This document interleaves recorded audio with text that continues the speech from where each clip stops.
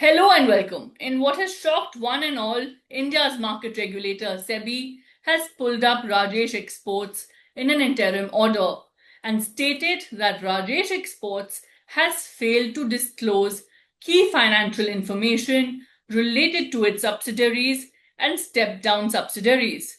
Now, Rajesh Exports has dismissed SEBI's allegations, and I quote, they have said there seems to be some type of communication gap and confusion between SEBI and the company. That's what they're quoted to have been saying. We have with us JN Gupta, former executive director of SEBI, of the Securities and Exchange Board of India, for an exclusive interaction with Times Now Digital.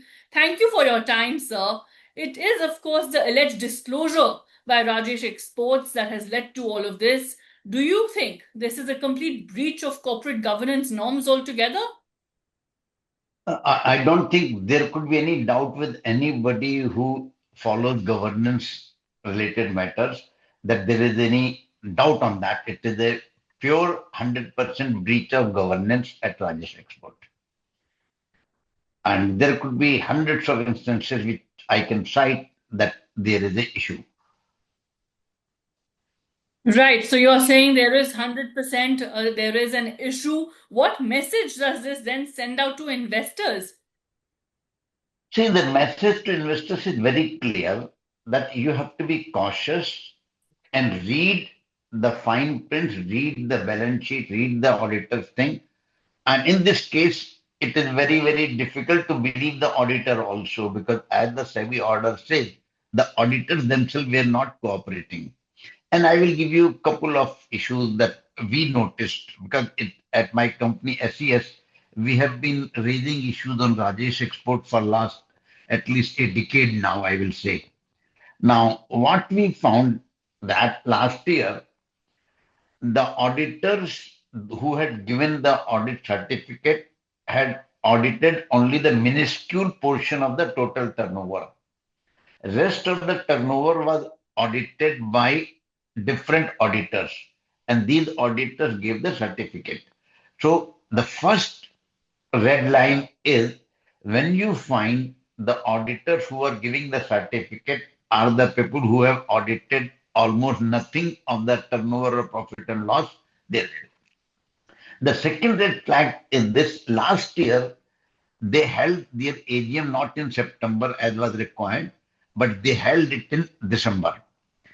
And that too, they did not give 21 days notice.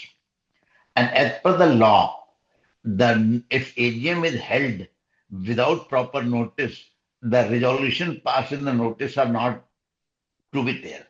So the Mhm. first thing MCA should have come after them that what was happening. Because Mhm. if you are doing something, so we have nothing in public domain. The Mhm. other thing, if you notice, the market cap of the company is around 3,000 crores. And if you look at the net worth of the company, it is 15,000 crores. Now, it is very, very difficult for a person to believe that for a company like this, which has been in existence for more than 20 years or 25 years, to have a market cap which is one-fifth of their net worth. So Mhm. that was one of the another red flag. If you go back to history, we have seen that they have got independent directors. An independent director, hold your breath when I tell you, independent director have not been paid a single rupee ever. All independent directors are supposed to be working pro bono without anything. It's not the same person. It is any independent director who is joining is working pro bono. Now, this is a fact which makes you sit up that what is happening. Why independent director? Why somebody will spend time on a company which is a commercial company, not a philanthropic company, not a social stock exchange company, to be a director and not get anything. So that is another issue. Then more issue is that we have raised issues on the accounting treatment also. They We had raised in our report in 2016 that they had accounted interest income on the fixed deposit as revenue, Mhm. not as other income, as part of the revenue. And their logic was that this fixed deposits are part of the margin money that we have given for raw material. We had in detail elaborated the issue that it is not possible because the margin money cannot be 10 more than 10%, 25%, and the inventory itself is not that high. So all those things are there. So if people had done analysis of the balance sheet or annual report, they would have got sufficient reason to believe that something is not right in the company. And look at the company. Company is showing that a turnover of 9 lakh crore. A turnover of 9 lakh crore and a profit of 137 odd crore is something which you can't digest when all other the gold companies were making humongous profit. Why this company's profit was coming down? So all these things are very.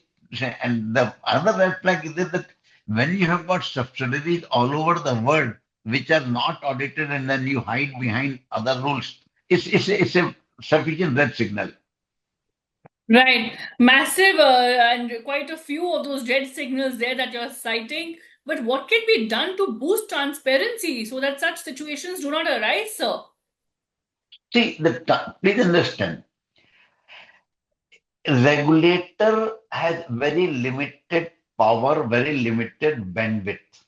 Regulator can make rules. Regulator want to enforce the rule. But regulator is not omnipresent God that which can seep through each and every balance sheet, audit report, everything. It is the investors also would have to be very, very careful. If you look at the investor profile, the largest investor of this company is LIC. And LIC is very, very capable of understanding what is happening. In this case, probably they have failed to in understanding what the company was doing. Or probably they did not ask the question. Or maybe the investment is so small for their entire portfolio that it is not in the radar. That could be the case. So that is the issue. And the most probably this is everyone, whether the bankers should have also questioned issues.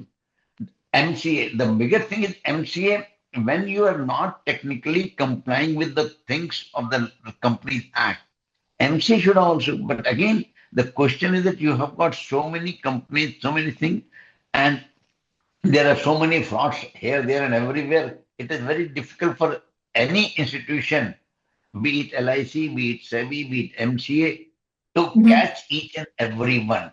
It is our collective duty to do it. Any investor, any auditor, see why auditors are required. Auditors are supposed to be the first gatekeeper as per the law. And if that gatekeeper fails, probably that is the most dangerous thing. And in this case, we have even raised issue of their auditor's appointment. We found that auditor's appointment was not even compliant with the Companies Act. So that is the problem. Right, so glaring issues there, like you're saying, when a listed company is allegedly keeping key subsidiary financials out of public view. But if you had to give a message to Rajesh Exports today, where their management is citing that, and I quote, that there seems to be some type of communication gap and confusion between SEBI and the company and how their revenues have been declared, what would you say? I would say there is no point hiding behind falsehood. Come out clean, and if you have made mistakes, accept it and move on, face the consequences. There is no point because in today's world, falsehood cannot last long. It will be exposed sooner or later. All right. Thank you so much for joining us for this exclusive interaction. A lot really that needs to be probed, and as you are saying, that a lot needs to be looked into as far as transparency is concerned. Thank you for sharing your thoughts on this exclusive segment with Times Now Digital. Thank you.